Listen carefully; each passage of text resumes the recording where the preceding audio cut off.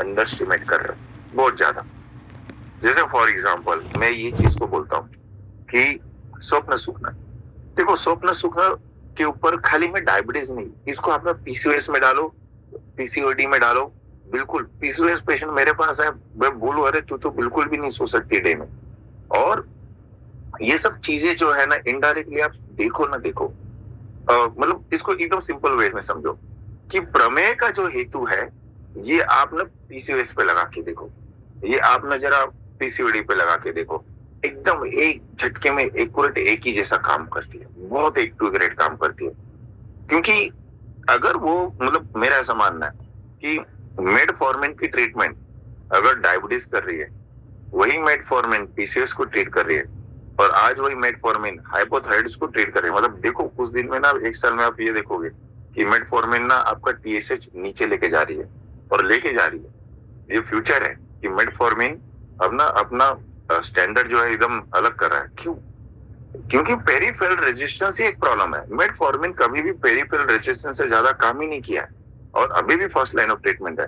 तो ये जो चीजें हैं, क्योंकि आप ये देखो कि ये फिर से पबमेड है जो ये साइंस डायरेक्ट ने किया था, और मैंने इसी का इसलिए लिया क्योंकि इन्होंने सबसे लार्ज पॉपुलेशन में मतलब ये अप्लाई किया था, और इन्होंने ये देखा कि there is a very strong association between day time napping and the risk of diabetes. Means the middle age population who is taking a day napping for more than 30 minutes, उनका ऐसा लिखना था, they are more liable to get a diabetes at the early ages। यानी उनको diabetes होने वाला रहेगा 60-65 पे, तो होने लगेगा आपका 70-75 पे। और इसी में उन्होंने आगे लिखा कि फूड इंटेक लेने के बाद डे नैपिंग बहुत ही बैड होती है। तो आप जब किसी के अंदर आप चालू करते हो कि मैंने ये दिया, मैंने वो दिया, और फिर मैंने इसके साथ ये भी दिया, इसके साथ ये भी दिया, अरे ये तो ठीक नहीं हुआ, वो तो ठीक हो गई थी, ये क्यों नहीं ठीक हो रही है, तो आपको ये समझना होगा कि यही सबसे बड़ा प्रॉब्लम है। अब इसका दूसरे एंगल से सोचो। मैंने अभी तक है ना आपको ये हमने डिस्कस ही नहीं किया कि आप आलू मत खाओ, आप राइस मत खाओ, ये मत खाओ। मैं मेरे डायबिटिक पेशेंट बिल्कुल भी ये सब के पल्ले पड़ते नहीं, इवन मैं इसके पीछे कभी पड़ता नहीं। मैं इसलिए नहीं पढ़ता क्योंकि मेरा जो लाइन ऑफ है, जैसे आप लोग जब ट्रीट करते हो तो आप ज्यादा फोकस ये करते हो कि राइस कौन सा खाना चाहिए, या इसके अंदर शुगर है कि नहीं, उसके अंदर शुगर है कि नहीं। मेरा शुगर से कोई लेना देना नहीं रहता। मेरा खाली ये लेना देना रहता है कि उसके लाइफस्टाइल के अंदर क्या ऐसा आ सकता है कि उसका मेटाबॉलिक एकदम गिर जाए, उसका बीएमआई एकदम गिर जाए। तो अगर आपका जो है अग्नि एकदम गिराने वाली पैथोलॉजी है, उसके ऊपर आप वर्कआउट नहीं कर रहे हो, तो आप नो मैटर उसको कुछ मही भी खिलाओ। मतलब ऐसे भी डायबिटिक पेशेंट आते, बोलते हैं अरे डॉक्टर अभी मैं क्या खाऊं, एक चपाती खाली खा रही हूँ फिर भी शुगर कम नहीं हो रहा है। ऐसे भी एक दो चपाती वाली भी आंटी है हमारे पास। तो बात प्रॉब्लम ये आंटी की नहीं कि वो चपाती एक खा रही दो खा रही, प्रॉब्लम है कि आंटी हिल ही नहीं रही है, पूरा दिन खाली मेडिसिन खा के बैठी हुई है। तो ये प्रॉब्लम है कि मतलब उनको एक्टिविटी कराना पड़ता है, बैठ के एक्टिविटी कराना पड़ता है, बताना पड़ता है। तो ये एक रूल है कि खाने के पीछे क्या खाना है क्या नहीं खाना है, शुगर क्या नहीं है क्या नहीं, वो हम डिस्कस बाद में ट्रीटमेंट में करेंगे कि ये इंपॉर्टेंट होता है। पर सबसे बड़ी बात है कि इसके ऊपर आपको वर्कआउट करना है कि कैसे हमें इसकी चीजों को हम निकाल सके। तो डे नैपिंग अभी भी मैं बाद में बोलता हूँ कि आपका हाइपोथायराइड का पेशेंट, पीसीओएस का पेशेंट, डायबिटीज का पेशेंट डे नैपिंग करता है, लैक ऑफ एक्सरसाइज है, ये दो चीजें ना तो मैं आपको लिख के दे दूं कि आपका डायबिटीज अगर आपने ठीक भी कर दिया तो 6-7 महीने बाद वो फिर आएगा, तो नहीं जाता। अब ये सबसे बड़ी बात है कि ये जो पॉइंट है कि दही इन आयुर्वेदा, दही को एकदम सिंपल वर्ड में बोला है कि महाअभिसंधि मधुर कफ मेद विवर्धनाम। यानी कि ये एक ऐसा चीज है कि जहां पड़ जाए वहां बहुत ही ज्यादा अभिसंधि करता है। अभिसंधि अर्थात क्या?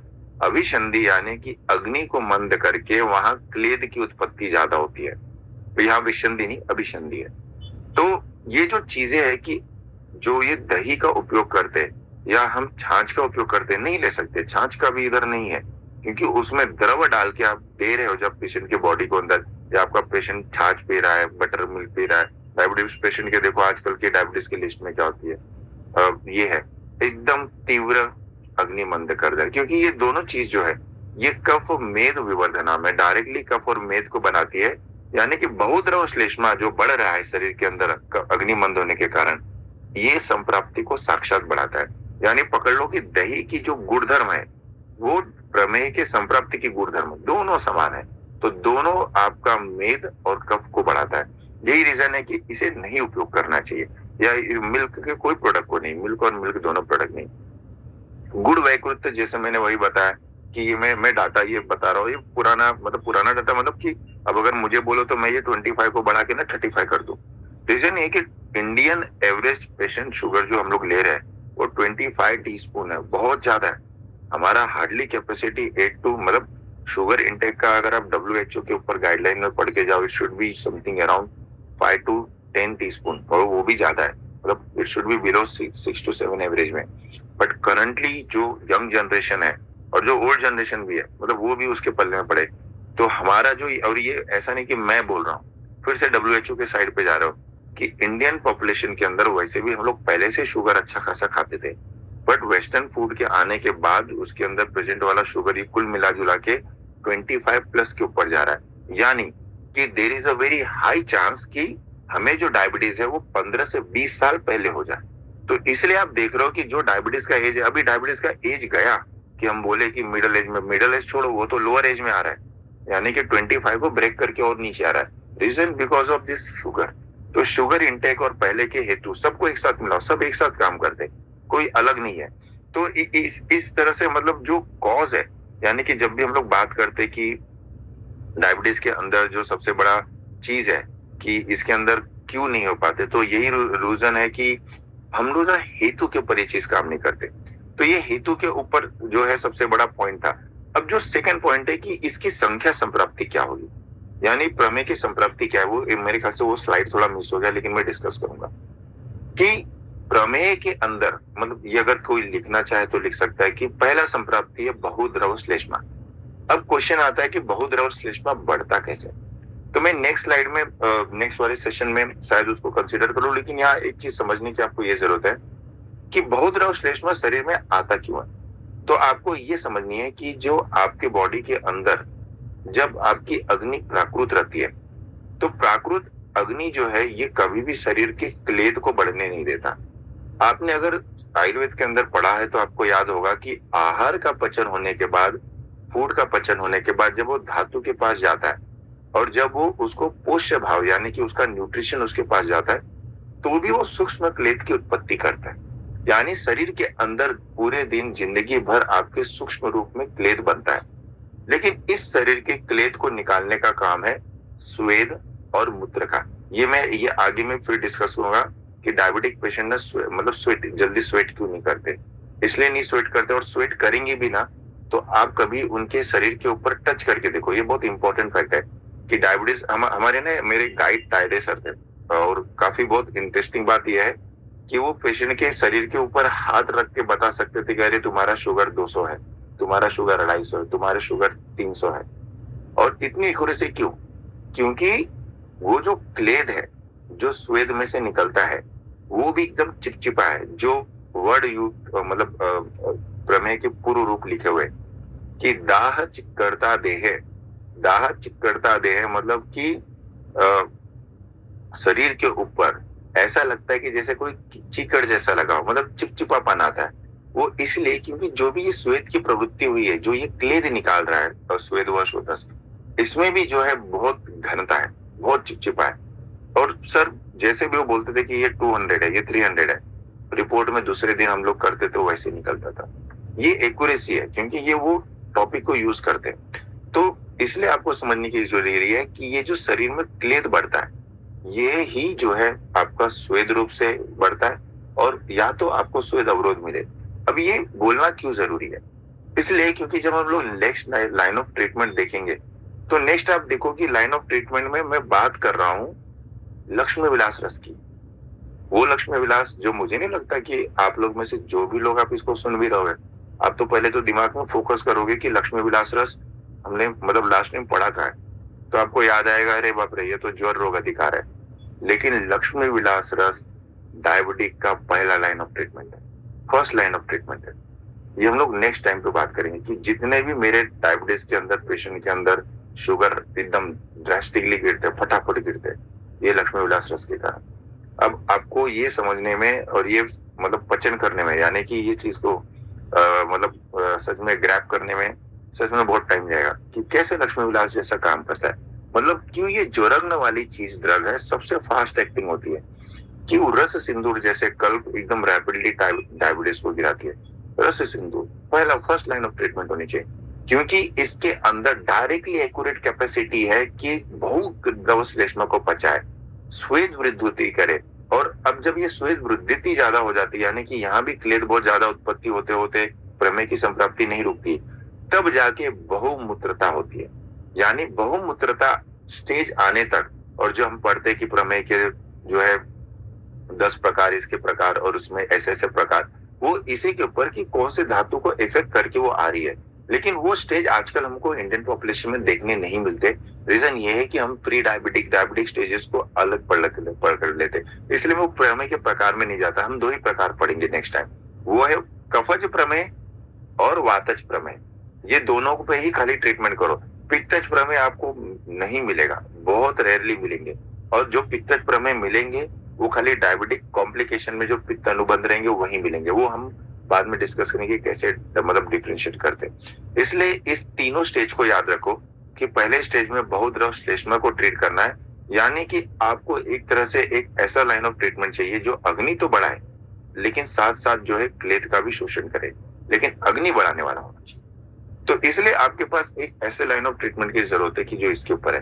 अब बात ऐसा है कि संहिताकारों ने इसे कफ के मतलब मेद के दृष्टि में ही क्यों डाला है। तो जैसे मैंने आपको पहले बताया कि मेद का काम क्या है, तो मेद का काम ज्यादा से ज्यादा करना स्नेहन है, यानी कि वो आपके शरीर के अंदर, हम लोग बोलते हैं कि गुड फैट और बैड फैट, तो मेद धातु का काम है स्नेहन करना। लेकिन जैसे मैंने पहले बताया कि इंडियन पॉपुलेशन के अंदर पहले ही मेद मतलब अच्छे मेद या उसको आप प्राकृत मेद बोलते हो पहले से ज्यादा है। और आपके खाने आहार के अंदर यानी कि थोड़े बहुत अच्छे मेद यानी कि घृत वगैरह हमारे नॉर्मल थे, बट अभी जिस तरफ का फास्ट फूड आ रहा है और ये सब आ रहा है, ये डायरेक्टली इनडायरेक्टली आपके शरीर के अंदर मधुर रस जो है ये जो है दूषित कफ को बढ़ाया। और वृद्धि कफ हमेशा मेद के साथ मिलकर कफ का ही आवरण करेगा। इसलिए जब भी हम लोग प्रमेय ट्रीट करते तो प्रमेय के 2 प्रकार होते हैं, एक होता है आवृत्त प्रमेय, एक होता है धातुक्षयात्मक। पर प्रैक्टिकली मुझे ऐसा लगता है कि आज के काल में जो है धातुक्षयात्मक भी जो है वो भी अवरोधित है। ऑल इन ऑल अगर सिंपल वर्ड में बोलूं तो कफ की चिकित्सा करनी ही करनी है, अग्नि चिकित्सा करनी ही करनी है। इसके बिना डायबिटीज की लाइन ऑफ ट्रीटमेंट स्टार्ट नहीं हो सकती। इसीलिए जब हम नेक्स्ट लाइन ऑफ ट्रीटमेंट बात करेंगे उसमें मैं संप्राप्ति वगैरह लिख के बहुत अच्छे से समझाऊंगा, तब वहां मैं बताऊंगा कि कैसे ज्वर की मेडिसिन को आपको यूज करना है। यहाँ कैसे एक मेडिसिन को यूज करना है कि जिसके अंदर अग्निवर्धन कैपेसिटी ज्यादा हो, एकदम पावरफुल हो।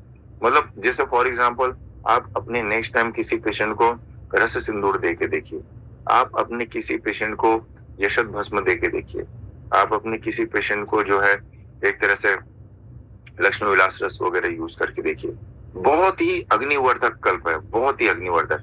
अब यहाँ दूसरा 2 मत आता है, क्या अग्निवर्धन मतलब यहाँ जाके मैं चित्रकादिवटी या मैं हिंगवाष्टक ये सब दे दूं? नहीं, आपको ड्रग भी देखने रहते हैं कि कौन सा ड्रग है जो कोष्ठ पे एक्ट करता है और कौन सा ऐसा ड्रग है जो शाखागामी है। डायबिटीज के अंदर आपको मेडिसिन ऐसी चाहिए जो कोष्ठ और शाखा दोनों के ऊपर एक्ट करता हो। तो यानी कि अगर आपका कोष्ठ अग्नि वृद्धि है और धातु अग्नि वृद्धि है, तभी जाके आपके क्लेद का पचन हो सकता है, इंसुलिन रेजिस्टेंस कम हो सकते हैं और डायबिटीज कम हो सकता है। तो इसलिए इस अग्नि को ध्यान दो कि इंसुलिन रेजिस्टेंस मतलब कि पेरिफेरल टिश्यू के अंदर भी अग्नि बढ़ानी है और यहाँ जो कोष्ठ है इसकी भी अग्नि बढ़ानी है। तो आपके पास एक्शन ऐसे होने चाहिए कि जो कोष्ठ और शाखा इंग्रेडिएंट ऐसे होने चाहिए कि दोनों पे काम करे। तो नेक्स्ट वाले सेशन में जो है हम लोग डिस्कस करेंगे और आप उसमें फिर से अपना मत उसमें डालो, जो भी क्वेश्चंस वगैरह पूछना है तो हम लोग उसके अंदर डिस्कस करेंगे।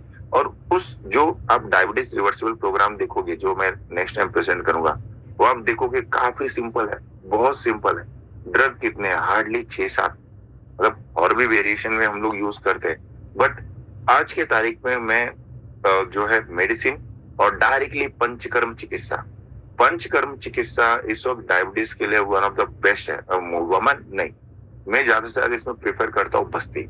मैं आपको आगे फिर बताऊंगा कि क्यों बस्ती जो है मतलब वमन वेरिएशन से, मतलब जैसे मेरा कॉन्सेप्ट हम लोग जब डिस्कस कर रहे थे आपका अम्ल पित्त, तब मैंने बताया था कि मैं ज्यादा करके वमन वेरिएशन के चक्कर में उतना नहीं पड़ता। ऐसे डायबिटीज भी ऐसा है कि मैं यहाँ वुमन को तो बिल्कुल भी नहीं देखता, और मुझे नहीं लगता कि मुझे ऐसे पेशेंट मिल रहे हैं कि जहां मैं वुमन जैसी चीजें करा लूं। कराने के बाद मैंने देखा है लोग कराते हैं, अच्छा भी लगता है, कुछ ना कुछ डिफरेंस आता है, लेकिन डायबिटीज नहीं कम होता। कुछ 6 7 8 महीने के बाद वो फिर से घूम के आते हैं। रीजन ये है कि हम शायद वो अग्नि वाला फैक्टर भूल रहे हैं। क्योंकि देखो, मैंने आपको पहले बताया था ना कि शरीर के अंदर कीचड़ है, और कीचड़ पे आप कितना भी घृत पान कराओ ना, वो उतना अच्छा शुद्धि नहीं करेगा। और प्रमेह पेशेंट का जो है, इसके अंदर शुद्धि करना बहुत ही मुश्किल है, क्योंकि इसके अंदर वैसी बल नहीं रह गई। इसलिए जो प्रमेह का जब चैप्टर चालू होता है, उन्होंने बोला कि शोधन करना चाहिए। वो शोधन वाले पेशेंट हमको आजकल मिल नहीं रहे। तो इसलिए मैं नेक्स्ट टाइम खाली डिस्कस करूंगा कि कैसे आप अपनी अर्निंग या अपनी जो प्रैक्टिस वगैरह है, ये बस्ती चिकित्सा से बढ़ा सकते हो। और रीजन दूसरा ये इजी है, देने में इजी है, फास्ट एक्टिंग है। मैं इसके कुछ आपको फिर से थोड़े पुराने मेरे HbA1c के रिजल्ट दिखाऊं कि कैसे 12 12 13 13 पंचतिक्त शीर बस्ती से एकदम धड़ाधड़ धड़ से जो है इंसुलिन, मतलब इंसुलिन कम करना है तो पंचतिक्त से शीर बस्ती है। और दुनिया में मुझे नहीं लगता कि किसी और की कैपेसिटी है कि जो इरिवर्सिबल इंसुलिन, मतलब मैंने ये केस भी प्रेजेंट किया था, तब भी उसमें बताया था कि पंचतिक्त शीर बस्ती ही है जो इंसुलिन मतलब इंसुलिन को ड्रॉप कर सकती है, इंसुलिन से मतलब पेशेंट को मुक्त कर सकती है, और बिना फ्यूचर के रिकरण की मतलब कैपेसिटी से। तो इसलिए पंचतिक्त शीर बस्ती के ऊपर भी हमको कमांड होना चाहिए कि डायबिटीज के अंदर कैसे देखें। तो ऐसे बहुत सारी चीजें जिसको हम लोग डिस्कस करेंगे। और इसी बीच में माधव बाग का भी जो डायबिटिक रिवर्सिबल प्रोग्राम है, उसका मैं सब देख रहा हूँ कि अगर कहीं मिले तो वो भी हम लोग डिस्कस कर सके कि कैसे वो काम करते हैं। तो ओवरऑल इससे थोड़ा सोचो समझो, और कोई संप्राप्ति है जो हम लोग नेक्स्ट टाइम देखेंगे, और फिर उसके बाद जो है लाइन ऑफ मेडिसिन जो है, क्या प्रोबेबिलिटी है, कैसे अप्रोच करना है, ये हम डिस्कस करेंगे। So thank you for joining. और किसी कोई भी क्वेरी है तो रिटर्न लिख के रखो, हम जो है कल वाले एपिसोड्स में, सॉरी परसों वाले में, जो लाइन ऑफ ट्रीटमेंट बोलते समय हम उसके बारे में डिस्कस करेंगे। So thank you for joining and good night.